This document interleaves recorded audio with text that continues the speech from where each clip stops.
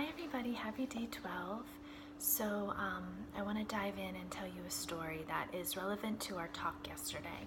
So our talk yesterday, I talked about being more, basically your authentic self and trusting that as you're going on this path of whatever it is that who you are and what you want, that the people that you love will follow, right? It's purely the law of attraction and being more in alignment with who you are.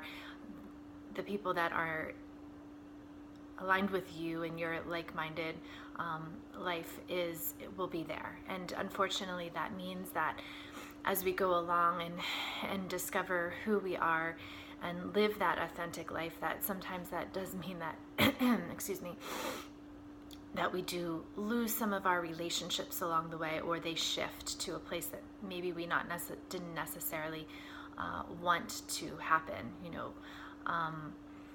so we have to learn how to be unattached to the results of that, and trust if those people are supposed to be on that journey with you, that they will do their own work, but we cannot do the work for them. We cannot drag them along with us. And I want to tell you a story about that, my personal story. Before I go there, I kind of want to tell you that I did feel challenged this morning when I was laying in bed thinking, am I going to tell them this story today?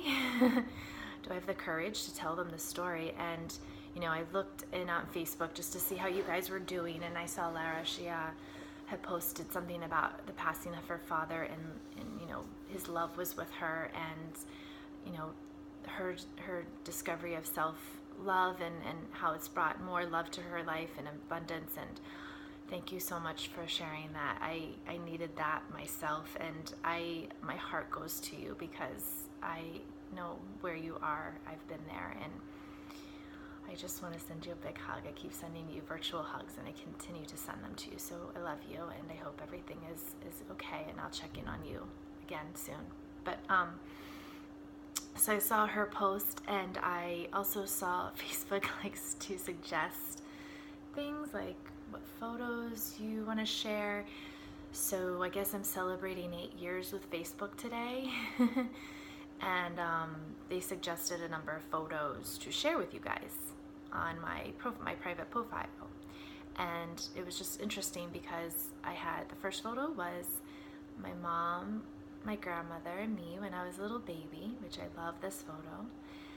And then there was the last photo that I took with my father on Christmas 2012. It was my last family photo with him, my mother, and my half-sister on my mom's side, and myself. And it was the last time I saw my dad. It was the last time I took a photo with my dad.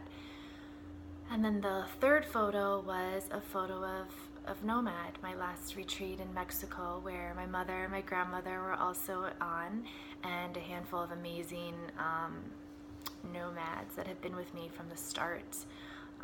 Natalie, MJ, Karen, and a couple other people were jumping up there with us. So it was like, wow, Facebook, you nailed that.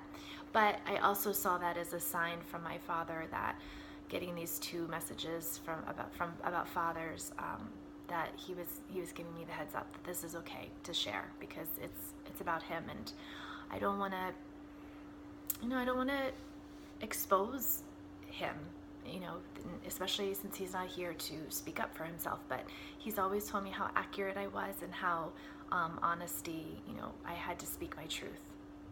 So thanks for those signs, Dad. I'm going to share with you guys.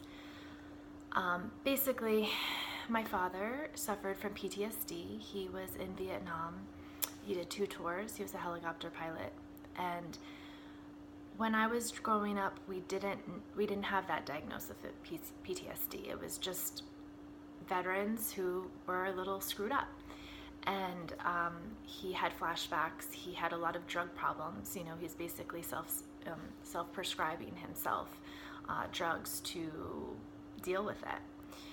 And when I was 7, I think, my parents split up, and I made the decision, but I also think that they decided this too. I'm not quite sure exactly how this all happened, but I decided to live with my father.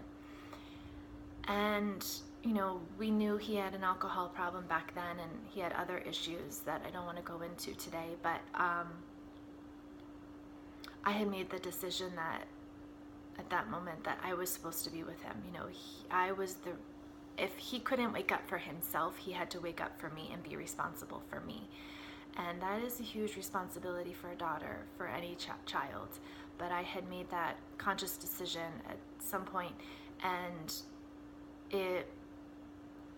I don't change anything, but I just wonder how different my life would have been at times. And like I said, I don't regret anything, because this story does have a happy ending, but I lied to my mother, I lied to neighbors, I lied to my guidance counselor who pulled me in one day and confronted me. I lied to them all that my father was okay, and I did that because, again, I was protecting him, I was protecting myself, and I felt that I had this responsibility to be there. And I had a lot going on in my life. I had a lot going for me, I should say. I was a popular girl. I had lots of boyfriends. I was a dancer. I was in a dance company at a pretty early age. I was, the lead in musicals. I was the captain of Palms. I was smart, so I was in honors and got A's and B's and maybe the occasional C. But I had a lot going for me. But when I came home, my world was crumbling, and it caught up with me. I think between 8th grade and freshman year, we lost my house, so I moved into a condo, and I'm sure my dad even struggled to pay rent on that. I knew the child support money that my mom gave him, he would say were for groceries, but he'd go buy drugs. I had to deal with calls from his drug dealers. So I just got to this point where I was like, I can't live this double life anymore, and I have to, I guess, protect myself and start to live my life. And that was really challenging. When I decided, I called my mom and I told her what the deal was, and then when I said goodbye to my dad that day when I left, I thought that was the last time I'd see him. And I thought, he was going to die, he was going to be arrested, he would be homeless. I had all these scenarios, and unfortunately, a handful of those scenarios did happen. But I carried so much shame for so many years from that day, because I thought, whatever was going to happen, and none of it was going to be good in those scenarios, it was because of me, because I had left him. And it carried throughout my young adult life too, the relationships and my role that I played in relationships. I always wanted to fix people and help them and put them first. And I'm working on that now. But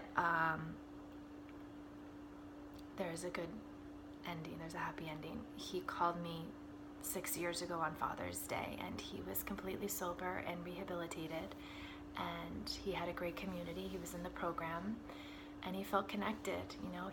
He always felt so disconnected, and he didn't know what the problem was. He thought that something was wrong with him, and to a certain extent there was, but it wasn't his doing. He carried a lot of shame for himself for all that he had done and seen in Vietnam, but he was rehabilitated.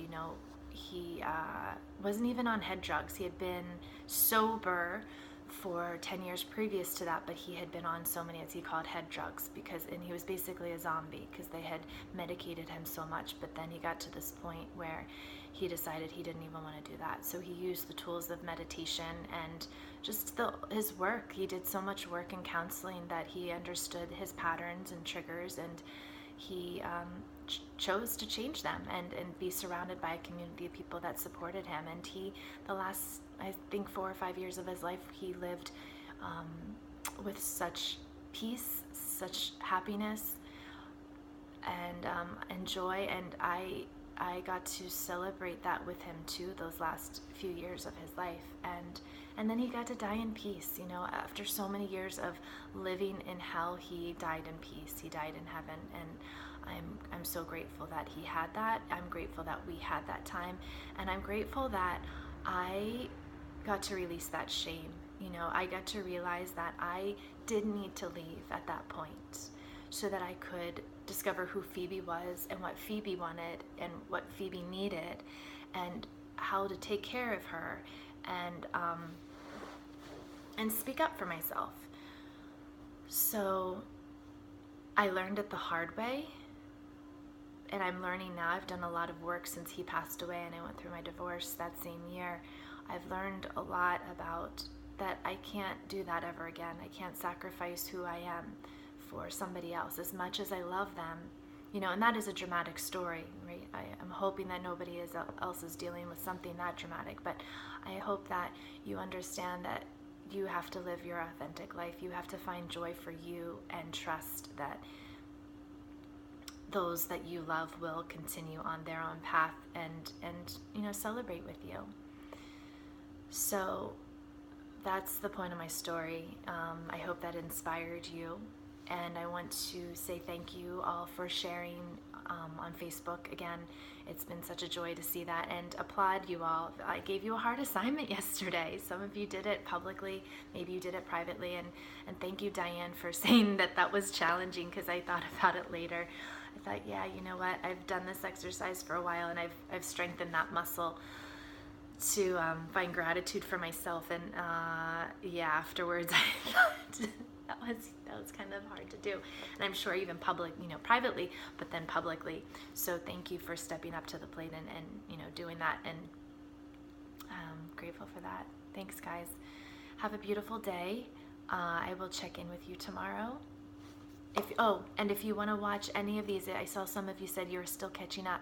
You can scroll down through Facebook group, but you can also see all of them in one place at Nomad's Online Studio, my.nomadalways@om.com, and they're all there under Nomad Talks. And you will have, if you sign up, right now you can see all of them just by going there. I have them public, but if you sign up, it's only $10 a month or $100 a year. You will get the full library forever, as well as other Nomad Talks, other tutorials. We have yoga practices. We're also getting Pilates. We have so much more exciting things also coming. We're growing. We just launched a couple of months ago, so we're growing, and we also will take requests if you guys have some requests. But I highly suggest going over there and at least seeing what's happening. So I will leave you with that. Namaste, guys.